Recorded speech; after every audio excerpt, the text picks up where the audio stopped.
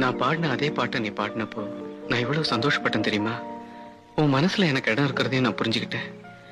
உன் மனசை புரிஞ்சுக்கிட்டேன்னா உன் முகத்தை எப்ப பாக்குறது? பார்க்கலாம். எப்போ? நேரம் வரும்போது.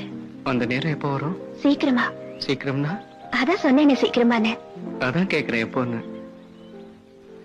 நாளை காலையில 7 மணிக்கு போட் ஹவுஸ் கிட்ட உங்களுக்காக காத்துட்டு இருப்பேன்.